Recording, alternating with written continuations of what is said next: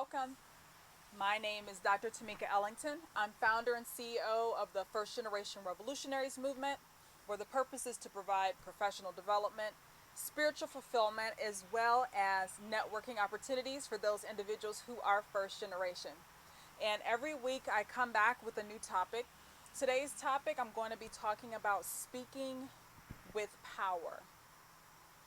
And the reason why speaking with power is very important for individuals who are first gen is because we're considered the one of the invisible minorities.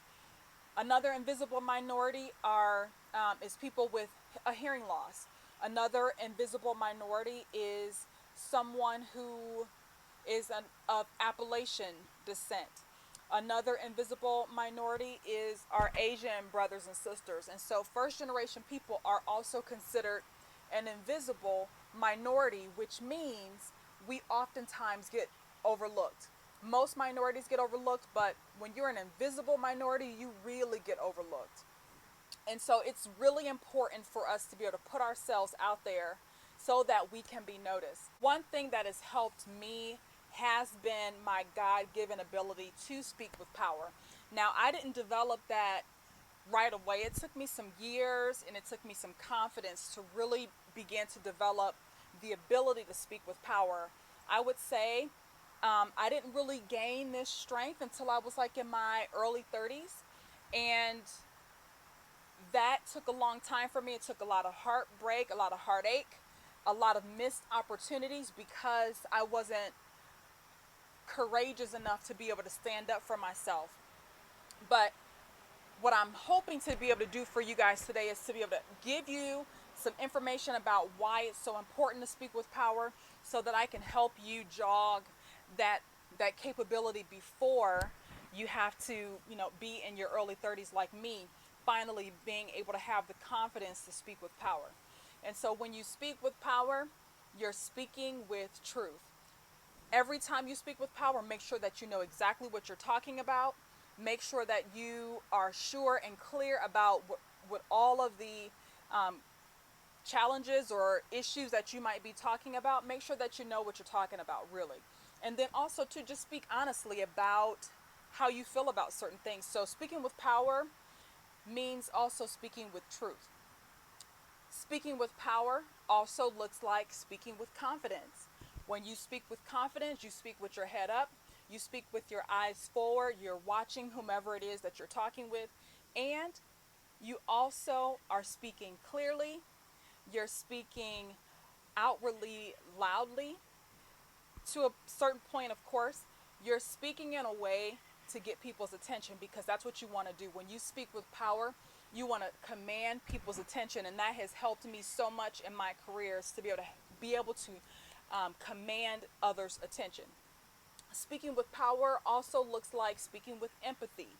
And what I mean by that is when you're speaking with empathy, you're not going into, say, if you had something that you wanted to talk about during one of your meetings at work, there was some issues going on and you really wanted to voice your opinion about those issues. Well, speaking with power and speaking it with empathy basically means that you're not going to go into that meeting, with your guns blazing. You're not going to go in there being argumentative with people. What you're going to do is speak your truth, speak with confidence, but also speak in a kind way, speak in a graceful way, because you want people to be able to hear what you have to say. If you come in there busting in there and you're all pissed off and everything, people aren't going to want to hear what you have to say. So make sure that when you speak with power, it takes a lot of self-control. It takes a lot of deliberate hand body language because, hey, a long time ago I used to be the queen of, I would say something out of my mouth, but then my body language would be saying something else. So as you speak with power, make sure that you maintain that confidence, make sure that you maintain that body control. The voice that you have, make sure that it's a strong, confident, truthful voice, and people will listen to you. Whatever the issue might be, people will listen, and people will want to listen. Stay focused on whatever it is you have to say as you're speaking your truth. One wonderful example where speaking with power comes essentially necessary is when you're standing up for yourself or when you're standing up for others, especially those individuals who are a little bit more of a compromised or say oppressed or maybe a more delicate, population of people. So, for instance, children a lot of times can't speak up for themselves, but when you speak up for yourself, when you speak up for others, that is a way for you to be able to speak your power to other people so that you can get your point across. I want to always encourage you to be positive when you speak with power, be confident when you speak with power, be truthful, speak your truth. Several videos back, I did talk about integrity and I talked about speaking your truth. It is so, so, so important to be able to speak your truth because then people will listen. People will begin to trust you. And so when you speak with power, you also have to bring that realness, that truth into play when you do that. Again, my brothers and sisters, first gen brothers and sisters, it is so important to make sure that you, in any situation, that you begin to learn to get the confidence so that you can speak with power because you want people to understand what you're saying, you want people to listen to what you're saying, and you want there to be some action behind whatever it is you're saying. That has helped me tremendously in my career. It continues to help me, and people respect me. That's one of the biggest things. You know, I don't really care if people like me or not. I'm a loving person. I love everybody, but what I'm most concerned about is, do my colleagues respect me?